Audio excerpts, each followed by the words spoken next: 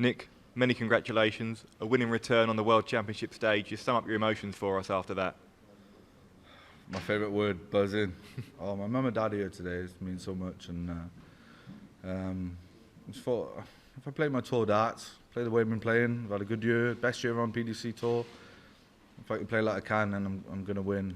You know, and I think, I don't know what the averages was, but my doubles were really good. Top 20 in first set, under pressure. The 28 in the end of the second set was huge. But I was just absolutely buzzing to win. And that 170 finish to win at the first of the tournament, what an incredible feeling that must have been. Oh, yes. I just thought, bugger it, go for it. I just thought, you could go for treble 18 into the treble, you could go for 18 into treble 18. So I thought, just go for it, see what happens. I know he wasn't on the finish, and you know, people have their opinions, but I just thought, just go for it. And it went in, I was like, whoa. I was so happy, buzzing. And like your fellow countryman Robert Owen, you're here trying to retain your PDC tour card. How does that affect your mindset coming into the tournament? Well, last time I probably let it get to me, but this time I just, you know, I know I was favourite to win the game and just play my darts off the floor. I was thinking, have the same prep as do on the floor, and just,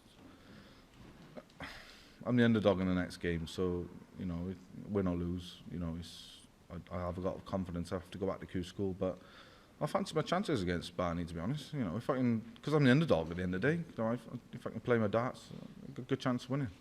And you mentioned the game against Barney. That should be a really special atmosphere, a special occasion on Saturday night. Exactly. Tomorrow's a big day, obviously Black Friday, and then Saturday. Obviously there's boxing on as well, but Luke Littler follows us, I believe. It isn't the game you all wanted, but yeah, just I know when I'm playing at 7:15. I'm not waiting for a game to finish, so I'll do exactly the same as I did today, get the preparation right, and we both got 3 darts, so we'll see what happens. Thanks. Nick, congratulations. The atmosphere seems to be electric out there, and you seem to feed off of that. Were you buzzing off the crowd? Yeah, a little bit. I just ignored him, to be honest. But like it was, I don't know if they were singing the Scottish song at the start, but I don't know if it was the Wales song. But I just tried to just play my own game, to be honest. I did feed off it a little bit, and when it's so loud, you can hear that one person. Sometimes that one person can put you off.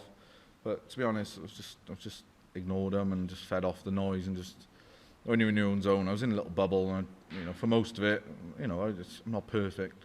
You do let it get to you sometimes, and I think I played well. I deserved to win, I think. Going back to the summer when you won Red Dragon Champion of Champions, how much confidence do you take from that, winning that tournament coming into the back end of this year? Because that's something very special and very hard to win. Yeah, in the clutch legs now, I seem to be winning a lot more 6-5s this year, and that's where I've improved. Like last year, I lost a lot of 6-5s. Last leg deciders was no good. But the best of 3 at the Championship Champions and against a lot of good players, it was epic really for me. I played really well. Even in the final, I had 104 average. And I followed up the week after having the quarter-final run. A little bit of luck against a few of them, to be fair. You know, I was lucky, but you know, you've got to ride your luck and take your chances. But yeah, my confidence is brilliant. I've been playing awesome in Super League, you know, steady in tournaments, like in Wales. I've been playing really well. So why can't I, you know, do well going forward? And that fight to keep your tour card, with your back against the wall, do you feel we'll see the best of you in adversity?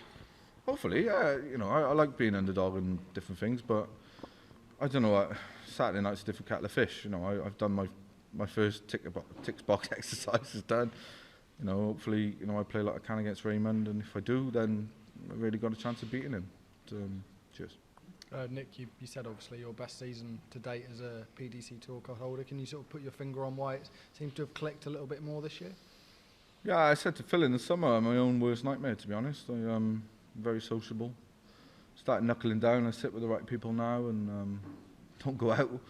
And to be honest, I like a drink, and I've stopped doing that now. So I try to give it up altogether, you know, afterwards and different things. And I know that, you know, it's frowned upon, but I sit with the right people.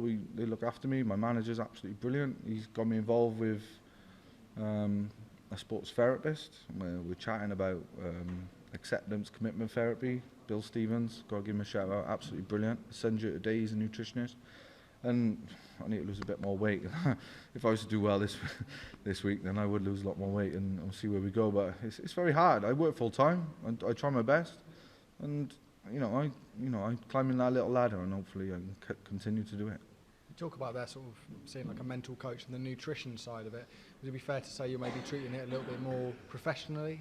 Yeah, things are professional, and my manager, Will, is absolutely fantastic. I speak to him every day. Unbelievable. And it's hard when you're working and you've got a personal life, social life. You try to see your family. My mum's here today for the first time. She had a major stroke 10 years ago. Things happen, but I'm climbing that little ladder, and I'm proud of myself. So that Raymond van Barneveld game, as we said earlier, was a huge occasion. How different are you expecting that night to be to what you had this evening? Yeah, I'm the underdog now, so I'm going to pressure on me. The pressure's on me to try and retain my tour card, but the pressure is I'm not, like on paper, I'm not going to win that game. But if I can play my A game, I will win that game.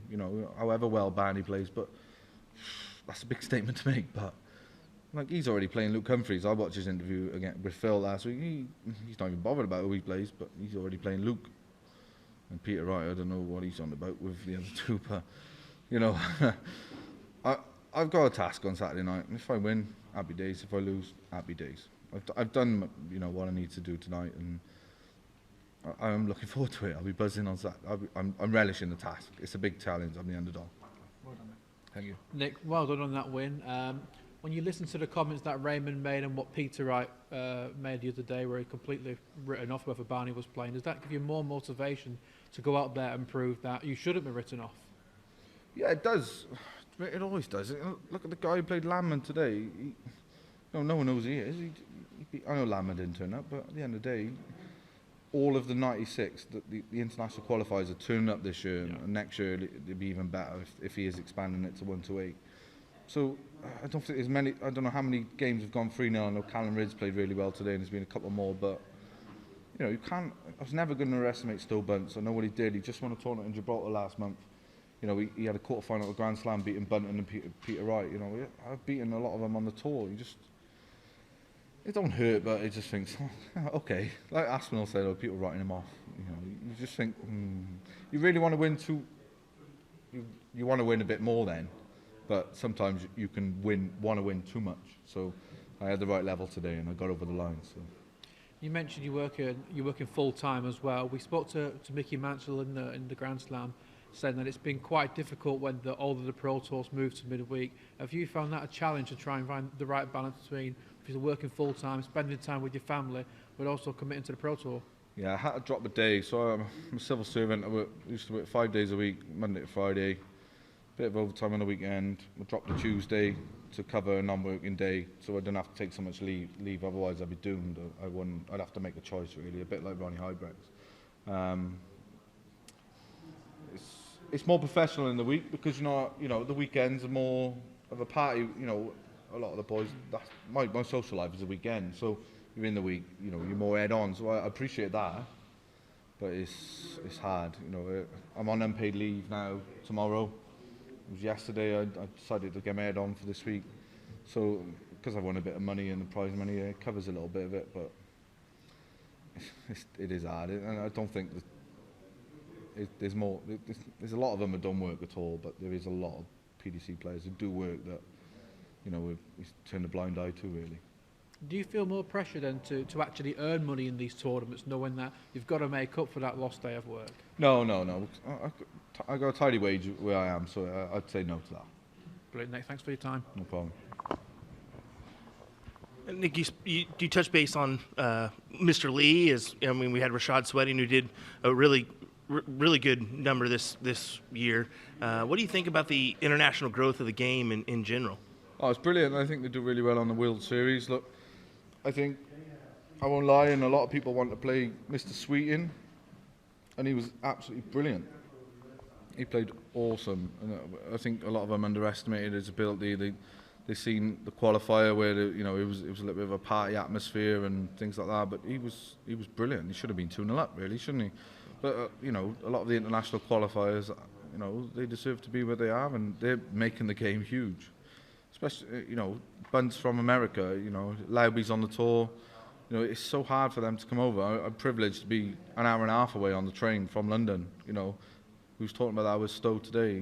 He's travelled, 11, 12 hours, even more, to get here. He comes over for a month at a time. That's a lot of sacrifice. So I'm privileged the PDC is based in the UK, really.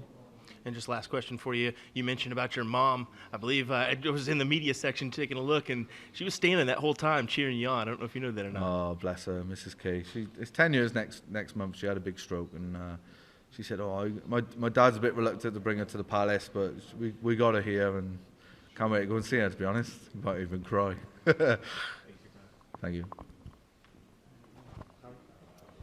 Nick, what would it mean to beat Raymond on Saturday to yourself and, of course, your family? It's been absolutely everything, to be honest. I thought about playing him. I haven't thought about beating him, but my goal now is to beat him. That means I'll probably have 2 more years on the tour, and where I think my A game is at is a top 32 player, and I'm going to expand on that. But I'm just happy to win this game. I've not got my 6 World Championships across both codes. It's not been great. That's my 2nd win, but I think that's my best performance on TV in a World Championship by far, and I'm just proud of myself. And a message for everyone back at Gwent? Oh, just thanks for support. It's been ridiculous today. Absolutely phenomenal, and long may it continue.